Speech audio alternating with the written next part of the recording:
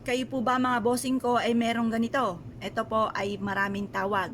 Balbas ng duwende, buhok ni Maria, or kaya po ay balbas ng tikbalang. Ito po mga bossing ko ang ugat, pero ito po yung ugat mga bossing ko ng puno na nagmula sa kagubatan pa mga bossing na gumagalaw mga bossing. Ito po mga bossing ko, halimbawa magtatanong ka sa isang balbas ng duwende. Tanong niyo po, ako ba ay suswertin sa aking negosyo? Ngayon po mga bossing, kapag ito ay gumalaw, ibig sabihin ay oo. Pero kung hindi ito gumalaw mga bossing, ibig sabihin hindi.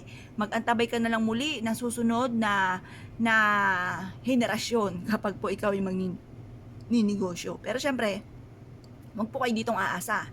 Kapag gusto nyo talaga mga bossing ko, kayo po ay ipaglaban po ninyo. Pero syempre, pag-isipang mabuti lang sa panahon ngayon mga bossing, ang dami mga nagsasarado ng negosyo. Kaya kailangan wag padalos-dalos.